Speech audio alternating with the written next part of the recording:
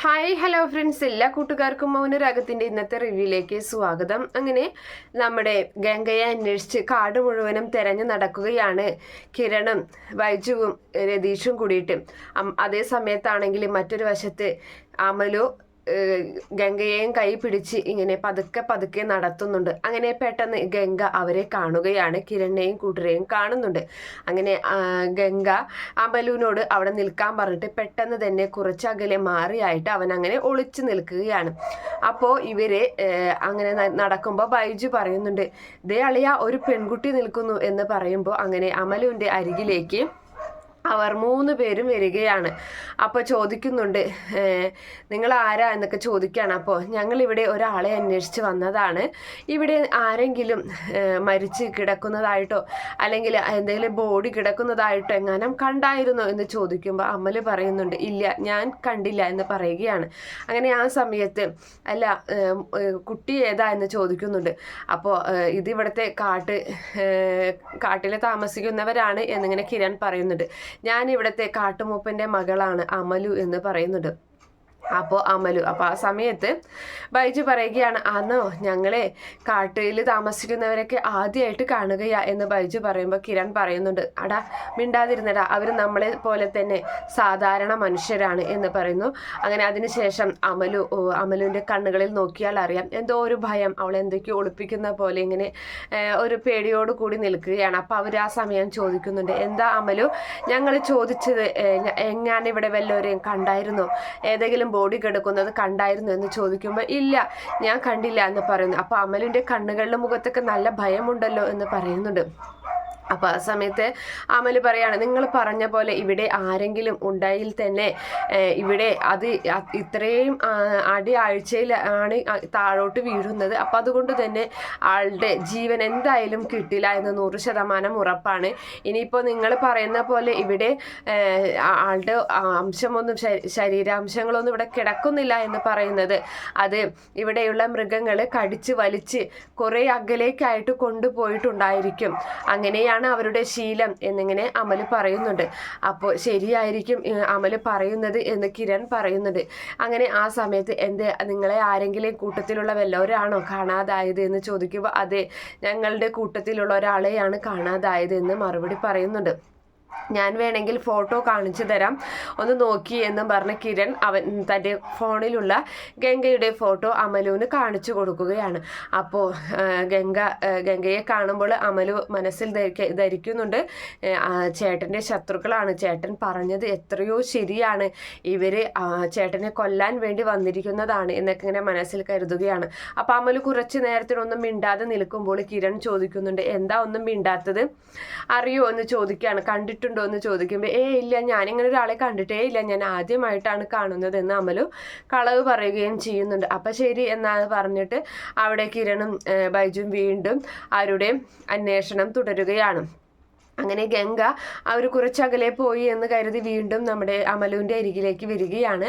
അങ്ങനെ അമലു പറയുന്നുണ്ട്, ചേട്ടൻ പറഞ്ഞത് ശരിയാണ്, ചേട്ടനെ കൊല്ലാൻ വേണ്ടി ചേട്ടൻ്റെ ശത്രുക്കളാണല്ലേ, അത് എന്തായാലും ചേട്ടനെ ഞാൻ ഇവിടെ ഉണ്ടെന്നൊന്നും പറഞ്ഞിട്ടില്ല, ഞാൻ കണ്ടില്ല എന്നാണ് പറഞ്ഞിട്ടുള്ളത്, നമുക്കെന്നാൽ പോകാം, പിന്നെ ഇവിടെ കുറുനരികളും അതുപോലെ തന്നെ എല്ലാവരും ഉണ്ട് എന്നിങ്ങനെ പറഞ്ഞിങ്ങനെ നടക്കുകയാണ്. അങ്ങനെ കുറച്ച് ദൂരം നടക്കുമ്പോഴും വീണ്ടും അവരുടെ മുന്നിലായി തന്നെ കിരണും ബൈജു ഒക്കെ അവരും അങ്ങനെ അന്വേഷിക്കുന്നത് കാണുന്നുണ്ട്. അപ്പോൾ അവിടെയും നമ്മുടെ ഗംഗയും അതുപോലെ തന്നെ ഇവളും കൂടിയിട്ട് തിരിച്ചു പോവുകയാണ്.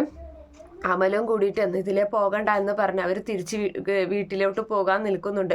അപ്പോൾ ഇവരാണെങ്കിൽ കിരണും കൂട്ടരാണെങ്കിൽ പുറത്ത് കടക്കുന്നുണ്ട്. അങ്ങനെ പുറത്ത് വള്ളത്തിലേക്ക് കയറി അവർ വള്ളക്കാരോട് വള്ളക്കാരൻ ചോദിക്കുന്നുണ്ട് നിങ്ങൾ എവിടേക്കാണ് പോയത്, നിങ്ങളുടെ കൂട്ടത്തിലെ വല്ലവരാണോ കാണാതായത് എന്ന് ചോദിക്കുമ്പോൾ അതെ ഞങ്ങളുടെ കൂട്ടത്തിൽ ഒരാളാണ് കാണാതായത്, എന്നാൽ ആ പൊടി പോലും നോക്കണ്ട, കാരണം ഇതിൻ്റെ അകത്ത് പെട്ട് കഴിഞ്ഞാൽ അങ്ങനെയൊന്നും ഒരാളും രക്ഷപ്പെട്ടിട്ടില്ല, കുറേ ആൾക്കാർ മിസ്സിങ് ആയിട്ടുണ്ട് എന്നിങ്ങനെ പറയുന്നുണ്ട്. അപ്പം അതിനു മുൻപ് ചോദിക്കുന്നുണ്ട്, നിങ്ങൾ എന്തിനാ കാട്ടിലോട്ട് പോയത്, കഞ്ചാവ് ചെടി തപ്പിക്കിട്ടാണോ എന്ന് ചോദിക്കുന്നുണ്ട്. അപ്പം ചേട്ടാ ഞങ്ങൾ അതൊന്നും ഉപയോഗിക്കാറില്ല എന്ന് കിരൺ മറുപടി പറയുന്നുണ്ട്. അപ്പോൾ ബൈജു പറയണ ഞങ്ങൾ തേൻ നോക്കിയിട്ടാണ് പോയത് എന്ന് പറയുന്നുണ്ട്. അയ്യോ തേനൊന്നും അങ്ങനെ പെട്ടെന്ന് എടുക്കാൻ പറ്റില്ല കേട്ടോ. പിന്നെ നിങ്ങൾ ഈ കൂട്ടത്തിൽ ഒരാളെ കാണാതില്ല എന്ന് പറഞ്ഞില്ലേ, അങ്ങനെയാണെങ്കിൽ എന്നെയും കൂടി കൂട്ടാമായിരുന്നു. എനിക്ക് അവിടെ അറിയുന്ന ഒരു 5-6 ചെറുപ്പക്കാർ അവിടെയുണ്ട്. അവർക്ക് അറിയാവുന്നതാണെങ്കിൽ അവർ കണ്ടെത്തി തരാം. അപ്പം നമുക്ക് എല്ലാവർക്കും കൂടി അന്വേഷിക്കാമായിരുന്നു എന്നിങ്ങനെ പറയുന്നുണ്ട്. അപ്പം ഇനി എന്തായാലും അന്വേഷിച്ചിട്ടൊന്നും കാര്യമില്ല, എന്തായാലും ആളുടെ പൊടി പോലും എനിക്ക് ഇട്ടില്ല എന്നിങ്ങനെ പറയുമ്പോൾ കിരൺ അതൊരു വലിയൊരു ആശ്വാസമാവുകയും കിരൺ നമ്മുടെ രതീഷിനെ നോക്കി ഒന്ന് ചിരിക്കുകയും ചെയ്യുന്നുണ്ട്. അങ്ങനെ അവരവിടെ നിന്നും വേഗം വീട്ടിലേക്ക് പോകുകയാണ്. ഇതേ സമയത്താണെങ്കിൽ അമലുവിൻ്റെ കൈ പിടിച്ചിട്ട്, അപ്പം അമലു ആണെങ്കിൽ അമലിൻ്റെ കൈ നമ്മുടെ ഗംഗപ്രസാദിൻ്റെ ഗംഗപ്രസാദിൻ്റെ കൈ അമലുവിൻ്റെ തോളിൽ ഇടുന്നുണ്ട്. എന്നിട്ട് പതുക്കെ അപ്പം ഒന്ന് കൂടുതലായിട്ട് അവരിങ്ങനെ വല്ലാതെ ഇങ്ങനെ ക്ലോസ് ആയി നടക്കുകയാണ്. അങ്ങനെ പതുക്കെ നടക്കുന്നുണ്ട്. അപ്പോൾ കുറുനരികളും അതുപോലെ ഒക്കെ ഇങ്ങനെ ഓരിയിടുന്ന ഒച്ചയാണ് കേൾക്കുന്നത്. അപ്പം എന്താ ഇതിങ്ങനെ ഒച്ചയിടുന്നതെന്ന് ഇങ്ങനെ ഗംഗ ചോദിക്കുമ്പോൾ അത് സാധാരണ അവർ പകൽ ഒച്ചയിടാത്തതാണ്, രാത്രിയാണ് അവർ സാധാരണ ഒച്ചയിടുന്നത്. ഇതിപ്പോൾ എന്താണാവോ? വേറൊന്നല്ല, ഇപ്പോൾ അക്കരെ നിന്നിട്ട് നാട്ടിലെ ആൾക്കാർ ദുഷ്ടന്മാർ ഈ കാട് കയറുമ്പോഴാണ് അതിൻ്റെ മണം അവർക്കറിയാൻ പറ്റും, ദുഷ്ടന്മാരുടെ മണം. അതറിയാവുന്നത് കൊണ്ട് അവർ ഒച്ചയിടുന്നതായിരിക്കും. ഇപ്പോൾ വന്നു പോയവർ അങ്ങനെയുള്ളവരാണല്ലോ എന്ന് അമൽ പറയുന്നുണ്ട്. എന്തായാലും ഗംഗ നല്ല ക്ലീനാണ്, ഗംഗ നല്ല പാവമാണെന്നൊക്കെയാണ് അമലുവിൻ്റെ തെറ്റിദ്ധാരണ. അങ്ങനെ അവർ രണ്ടുപേരും നടന്നിട്ട് അവരുടെ വീട്ടിലേക്ക്, അതായത് അമലുവിൻ്റെ വീടിൻ്റെ അടുക്കിൽ എത്താൻ പോവുകയാണ്.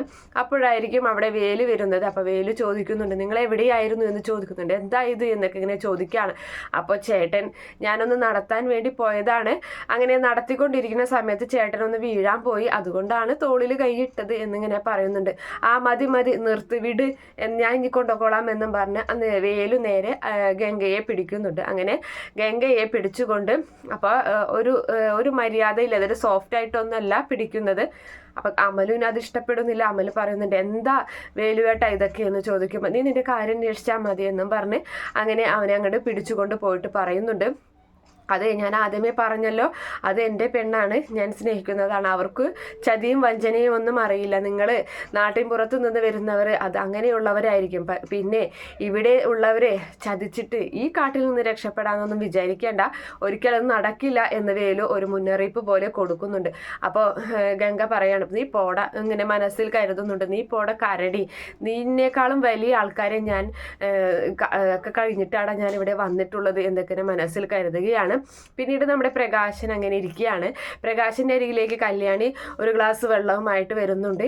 എന്നിട്ട് മരുന്ന് എടുത്തു കൊടുത്തിട്ട് പറയാണ്, അമ്മ മരിച്ചതിന് ശേഷം ഈ കാര്യങ്ങളൊന്നും ഞാൻ ശ്രദ്ധിക്കാറില്ല എന്ന് പറയുമ്പോൾ പ്രകാശൻ പറയുന്നുണ്ട്, ഇനി എന്തിനാ മോളെ ശ്രദ്ധിക്കുന്നത്, ഇനിയിപ്പോൾ എനിക്ക് ജീവിക്കണമെന്നൊന്നുമില്ല എന്ന് പറയുമ്പോൾ എന്താ അച്ഛാ ഇത്, അമ്മയുടെ വേർപാട് എനിക്ക് ഇപ്പോഴും വിട്ടു മാറിയിട്ടില്ല വേദന, അതുകൊണ്ട് ഇനിയിപ്പോൾ അച്ഛൻ ഇങ്ങനെ തുടങ്ങിയാലോ, അച്ഛൻ എന്തെങ്കിലും സംഭവിച്ചാൽ പിന്നെ എനിക്ക് പിടിച്ചു നിൽക്കാൻ പോലും സാധിക്കില്ല എന്നൊക്കെ ഇങ്ങനെ പറയുന്നുണ്ട്.